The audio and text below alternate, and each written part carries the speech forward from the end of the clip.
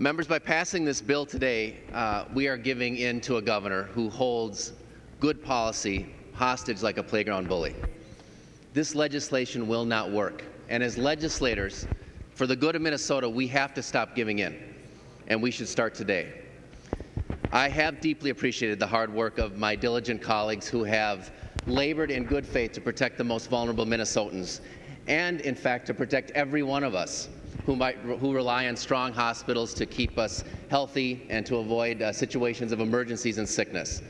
I also deeply respect and appreciate the work of the advocates from the Save GAMC Coalition and others who have worked so hard to be a voice for those who usually have no voice in this building.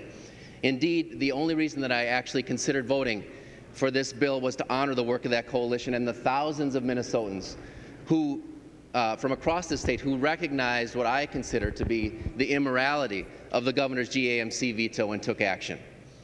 And believe me, I know how hard that work has been.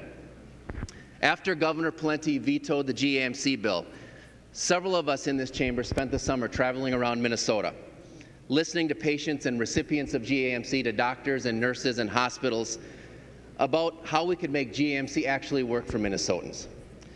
We visited shelters and homeless camps along the river.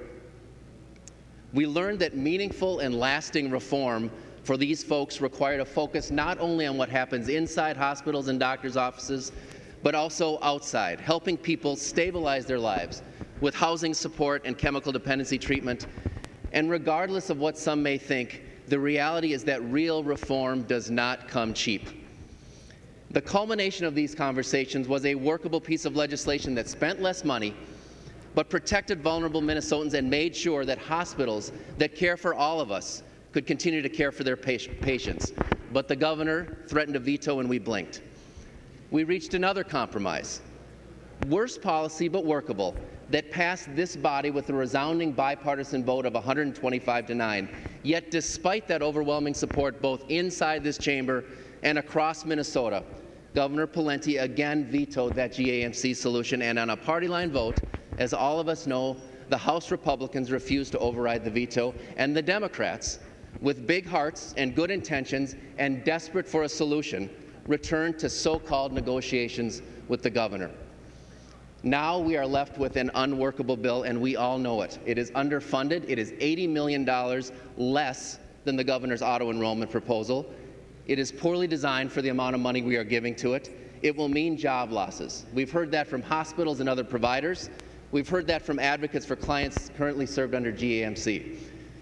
We should remember that simply because the governor defines reform in 3 words, spend less money, that we don't have to agree with that in this chamber. Starvation is not a path to meaningful and lasting reform. That's a lesson that we all should have known and learned by now.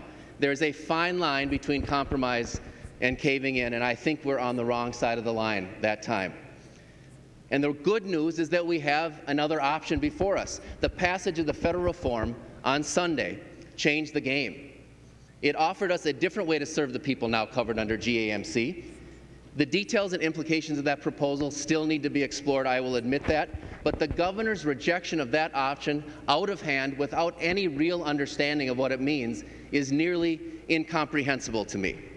I think we need to do the right thing by Minnesotans and reject Governor Pawlenty's bullying. Let's stand up for the people of Minnesota. Let's extend the current GAMC program for 2 months, as this bill calls for, and take a few weeks to figure out how we can use that federal reform money to implement a solution that will actually work. Let's do it in consultation with the experts who actually deliver care and serve patients instead of behind closed doors. And let's actually enact a policy that works for Minnesota. Why are we choosing an unworkable surrender when we should be choosing a sensible solution that will work for all Minnesotans? We seem to have forgotten that inside the Capitol logic is too often illogical. We have done better in recent weeks to protect vulnerable Minnesotans. Let's go back to that commitment. Members, let's not cave in to this threat to kick the poorest, most vulnerable Minnesotans to the side of the road if we do not do the governor's bidding right now. This bill is not the best we can do. This bill is not even better than nothing. Members, I urge you to vote no.